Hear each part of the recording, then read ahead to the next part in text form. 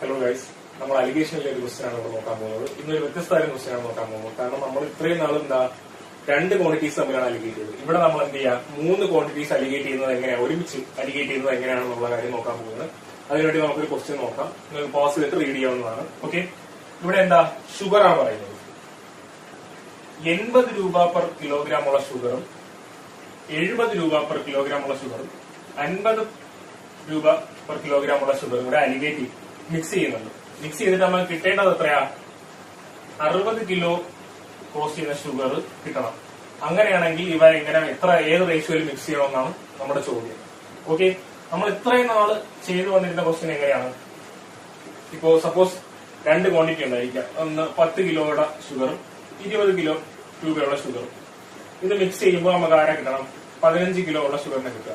ഇവിടെ നമ്മൾ 15 വെച്ച് ഈ 10നെയും 20നെയും ഒന്ന് കമ്പയർ ചെയ്ത് 15നേക്കാളും ലെസർ ആയിട്ടുള്ള ഒരു ക്വാണ്ടിറ്റി വന്നു, 15നേക്കാളും ഗ്രേറ്റർ ആയിട്ടുള്ള ക്വാണ്ടിറ്റി വന്നു. ഓക്കെ, പക്ഷേ ഈ കേസിൽ നമ്മളെ മുകളിലത്തെ ക്വസ്റ്റ്യനിലെ കേസിൽ നമുക്ക് നോക്കൂ, 60നേക്കാൾ മുകളിലാണ്, ഗ്രേറ്റർ ആണ് ആര്, 80 എന്ന് പറയുന്നത്. 60നേക്കാൾ ഗ്രേറ്റർ ആണ് 70 എന്ന് പറയുന്നത്. പക്ഷെ 60നേക്കാൾ ലെസ് ആണ് ആര്, 50. അപ്പൊ ഗ്രേറ്റർ ആയിട്ടുള്ള 2 ക്വാണ്ടിറ്റീസ് വന്നു.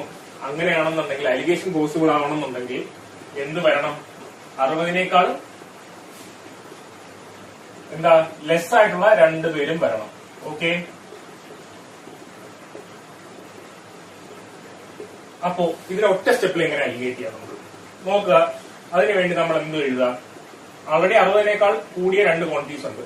അപ്പൊ നമുക്ക് 60നേക്കാൾ കുറഞ്ഞ 2 ക്വാണ്ടിറ്റീസും കൂടെ എന്ത് ചെയ്യണം, വരുത്തണം. അതിനുവേണ്ടി ഞാൻ 50 ഒരു പ്രാവശ്യം ഉണ്ടല്ലോ, ഒരു തവണയും കൂടെ 50 എന്നിട്ടു, എന്നിട്ട് അലിഗേറ്റ് ചെയ്യാൻ തുടങ്ങി.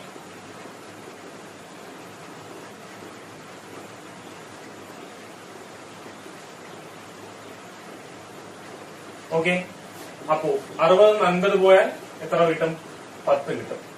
വീണ്ടും ഇവിടെ 60 50 പോയാൽ 10 കിട്ടും. 70 60 പോയാൽ 10 കിട്ടും. 80 60 പോയാൽ 20 കിട്ടും. ഓക്കെ, അപ്പോ 80 കിലോ പൈസയുള്ള ആളുടെ റേഷ്യോ എങ്ങനെയാണ് എടുക്കുന്നത്? ഇപ്പോ A:B:C ആണെന്ന് കാണേണ്ടത് വെച്ചോ. ഇപ്പൊ എയുടെ റേഷ്യോ എങ്ങനെയായിരിക്കും, 10. ബിയുടെ റേഷ്യോ എത്രയായിരിക്കും, ഇതായിരിക്കും 10. സിയുടെ റേഷ്യോ എങ്ങനെ വരും, നമ്മൾ ഇത് രണ്ടും കൂടെ എന്ത് ചെയ്യുക, അങ്ങ് സമ്മ ചെയ്യുക. 1:1:3 റേഷ്യോയിലായിരിക്കും ആര് പോകുന്നത്, നമ്മുടെ മിക്സർ എന്ത് ചെയ്യാനുള്ളത്, നമുക്ക് മിക്സ് ചെയ്യാനുള്ളത്. ഓക്കെ.